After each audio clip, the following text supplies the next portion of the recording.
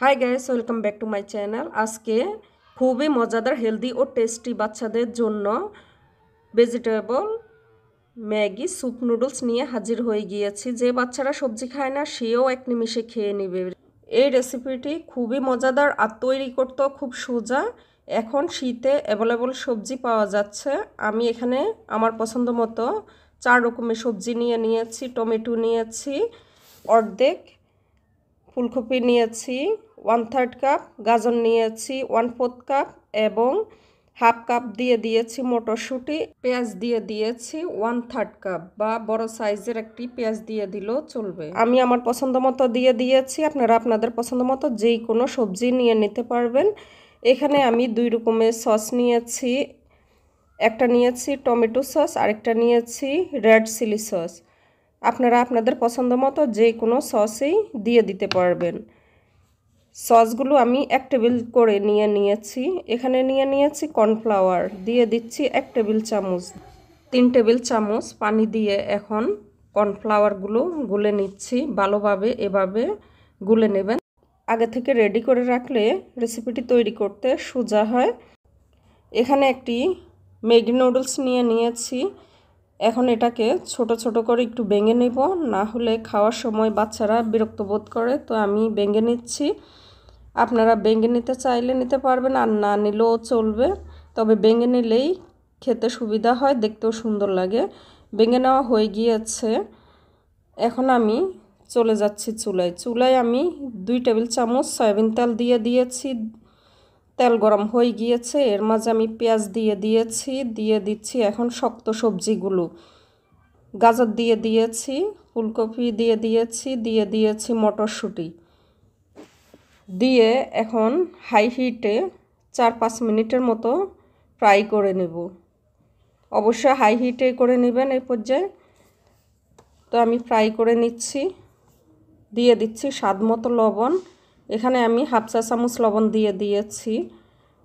দিয়ে আবারও নেড়ে ছেড়ে দিয়ে দিচ্ছি 1 চা চামচের 3 ভাগের 1 ভাগ রসুন বাটা। দিয়ে দিচ্ছি 1 চা চামচের 3 ভাগের 1 ভাগ আদা বাটা।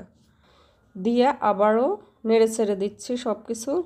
আমি আবারও প্রায় 3-4 মিনিটের মতো ফ্রাই করে নিয়েছি। দেখেন এখন এর কালারটা অনেকটা চেঞ্জ হয়ে গিয়েছে। লাস্টে দিয়ে দিয়েছি টমেটোটা লাস্টে দিয়ে দেবেন, কারণ টমেটো নরম সবজি। দিয়ে দিচ্ছি 3 কাপ ফুটন্ত গরম পানি। যেহেতু এর মুখ বড়, তাড়াতাড়ি বাষ্প আকারে উঠে যাওয়ার সম্ভাবনা থাকে, তাই 3 কাপ দিয়ে দিয়েছি। যদি পাতিলে ছোট মুখে করেন তাহলে 2.5 কাপ দিলেও চলবে। ম্যাগি মশলাটা দিয়ে দিয়েছি এবং ম্যাগি নুডলসটা দিয়ে দিয়েছি স্বাদমতো কাঁচামরিচ দিয়ে এখন ভালোভাবে নেড়ে ছেড়ে দেব। সব কিছু ভালোভাবে মিশিয়ে নেব যাতে কোথাও দলা পেকে না থাকে নুডলস। এরপর দিয়ে দিচ্ছি সসগুলো। সসটা দেওয়ার পরে আবারও ভালোভাবে মিক্স করে নিচ্ছি। মিক্স করা হয়ে গিয়েছে। এরকম নিত্য নতুন রেসিপি পেতে আমার চ্যানেলটি সাবস্ক্রাইব, লাইক, শেয়ার করার জন্য অনুরোধ করছি। এখন আমি 2 মিনিটের জন্য ঢাকনা দিয়ে ঢেকে দেব। ঢাকনা দিয়ে ঢেকে দিলে খুব তাড়াতাড়ি যেমন সবজিটা নরম হবে, তেমনি পানিটাও তাড়াতাড়ি শুকিয়ে যাবে না। তো আমি ঢাকনা দিয়ে ঢেকে 2 মিনিটের মতো হাই হিটে রান্না করে নিয়েছি। রান্না করার পরে এখন ঢাকনা খুলে দেখাচ্ছি ভিতরে কেমন হয়েছে। দেখেন কালারটা একদম চেঞ্জ হয়ে গিয়েছে, দেখে বুঝতে পারতেছেন। তো আগে যে কর্নফ্লাওয়ারটা রেডি করে রেখেছিলাম এটা দেখেন বসে গিয়েছে। তো এটা আবারও দেওয়ার আগে এভাবে নেড়ে চেড়ে নেবেন। তো আমি নেড়ে চেড়ে নিয়েছি, এখন দিয়ে দিচ্ছি।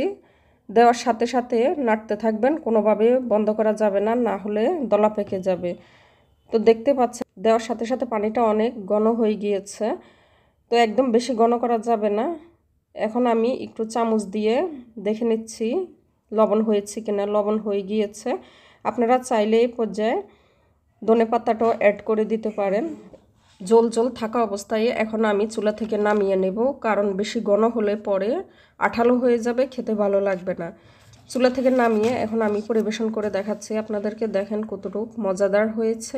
অনেক মায়েরা রয়েছেন বাচ্চাকে কিভাবে সবজি খাওয়াবেন সেই টেনশনে থাকেন। তো এই প্রসেসে যদি আপনি বাচ্চাকে ম্যাগি স্যুপ নুডলসটি করে দেন, তাহলে দেখবেন যে বাচ্চা এক নিমিষেই সবজিটি খেয়ে নিয়েছে। আর অনেকে রয়েছে রাতে ডিনারে হালকা খাবার খেতে পছন্দ করেন, তো এই হেলদি স্যুপটি খেতে পারেন। এ পর্যন্ত সবাই ভালো থাকবেন, দেখা হবে নতুন কোনো রেসিপি নিয়ে। আল্লাহ হাফেজ।